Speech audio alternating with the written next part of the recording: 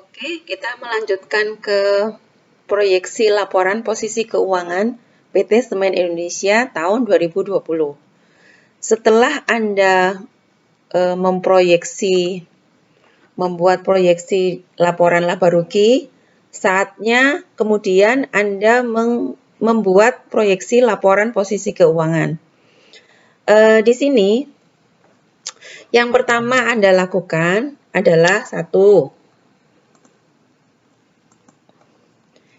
menentukan tingkat perputaran piutang usaha atau account receivable turnover. Tingkat perputaran piutang usaha, account receivable turnover. Bagaimana caranya? Nih, pendapatan 2019 dibagi rata-rata piutang usaha. Ya, rata-rata piutang usaha. Kalau rata-rata berarti Anda mencari dari dua angka. Jadi, rata-rata piutang usaha itu berarti piutang usaha tahun 2019 ditambah piutang usaha tahun 2018, kemudian Anda bagi 2. Itu namanya rata-rata. Sama seperti nanti Anda pada saat mencari rata-rata persediaan. Pokoknya kalau sudah ada rata-rata, berarti Anda cari tahun terakhir yang Anda mau cari 2019. Kalau ini kan kebetulan kita cari tahun 2019 ya. Jadi 2019 ditambah 2018 dibagi 2. Oke. Sekarang kita cari pendapatan. Ini rumusnya. Pendapatan 2019 dibagi rata-rata piutang usaha. Kemudian yang kedua adalah Anda menentukan tingkat perputaran persediaan atau inventory turnover. Biasanya saya singkat itu menjadi ITO. Ini juga gitu, ARTO, lebih gampang. Kalau ini APTO, karena account payable. Nah, ini dulu ya. Menentukan tingkat perputaran persediaan atau inventory turnover. Inventory turnover tahun 2019, Anda cari dulu beban pokok penjualan tahun 2019 dibagi rata-rata persediaan. Rata-rata persediaan, jadi persediaan tahun 2019 ditambah persediaan tahun 2018 dibagi 2. Oke, berikutnya adalah Anda menentukan juga perputaran utang usaha.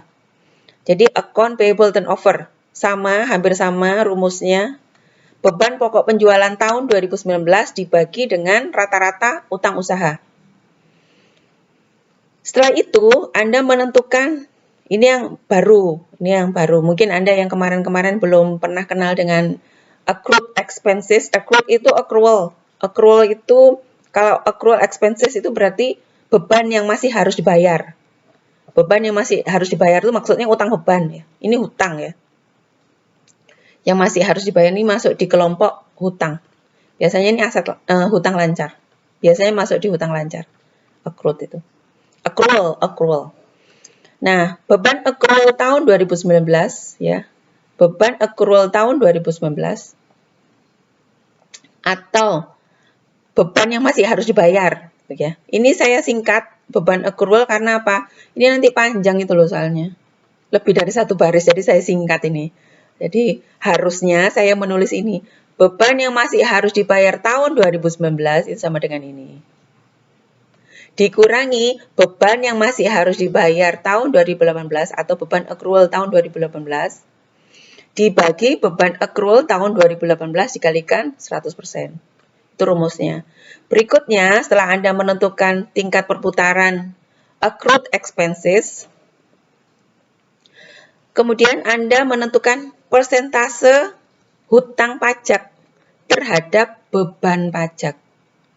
Kalau beban pajak, ini Anda cari di laporan laba rugi. Kalau di hutang pajak, ini Anda cari di laporan posisi keuangan. Laporan posisi keuangan. Biasanya hutang pajak ini adalah hutang lancar, masuk di dalam kelompok hutang lancar. Berikutnya, setelah Anda menentukan persentase hutang pajak terhadap beban pajak, kemudian Anda menentukan ini, capital expenditures. Ini pada saat Anda mendiskusikan cash flow, analisis arus kas. Nah, ini Anda membuat seperti ini.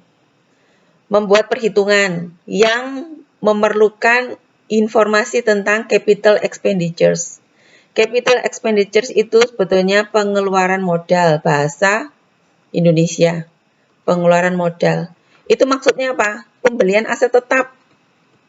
Mudah-mudahan Anda masih ingat pada saat kita mendiskusikan chapter 7 tentang analisis arus kas, ya. Jadi capital expenditures ini besarnya Anda cari dari mana? Dari laporan arus kas aktivitas investasi. Ya, itu untuk mencari capital expenditures. Nah, Anda cari capital expenditure 2019 dibagi pendapatan tahun 2019. Dikalikan 100%. Itu rumusnya. Oke, kita lanjut ya. Nah, ini angka-angka sudah saya buatkan untuk Anda, namun dari Semen Indonesia ya. Jadi kalau punya Anda ya, Anda yang hitung sendiri nanti ya. Oke, ini angka-angkanya adalah dari sini saya akan menjelaskan lewat dari mana memperoleh angka-angka di atas, memperoleh angka-angka ini. Karena kalau saya kasih begini, Anda nanti nggak ngerti dapatnya dari mana.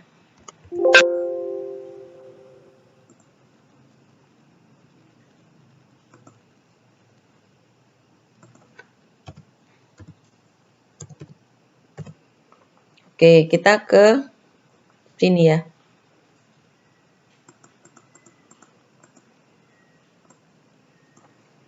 Kita ke laporan posisi keuangan.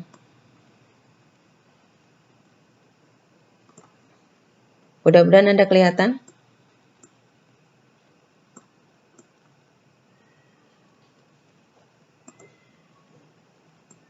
Nah, ini kita menentukan yang pertama dulu adalah account receivable turnover atau tingkat perputaran piutang usaha.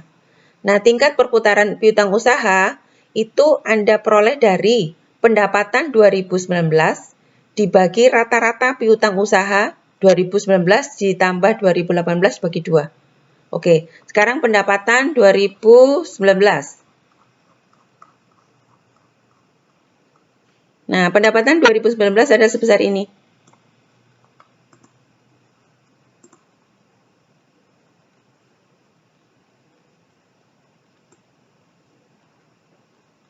Tambah kecil.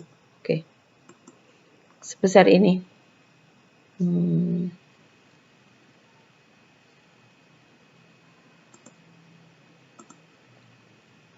Pendapatan tahun 2019 adalah sebesar 40.368.107. Ya, 40.368.107. Kemudian rata-rata piutang usaha. Nah, piutang usaha Anda cari di laporan posisi keuangan. Di laporan posisi keuangan, nah ini ketemu nih.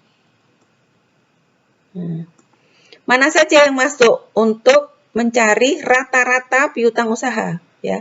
Untuk mencari rata-rata piutang usaha. 1. Anda cari di sini ya. Piutang usaha di sini kan ada. Piutang usaha. Ada pihak berelasi, ada pihak ketiga. Semua ada jumlah. Itu termasuk 2019 Anda jumlah, ini dijumlah, ini dijumlah. Nah, ketemunya sekian. Ini sudah saya jumlahkan. Ketemunya sekian. Dibagi 2, jangan lupa dibagi 2. Karena apa? Pihak berelasi, piutang usaha itu kan sebetulnya 1493872 plus 4995989 untuk yang tahun 2019. Sedangkan untuk tahun 2018 adalah 1187905 plus 4598310, ya kan? Ini kan sebetulnya 2018, ini 2019, sehingga dibagi 2. Ketemunya adalah 6,58. 6,58. Oke. Oke, kita lanjut ke sesi berikutnya ya.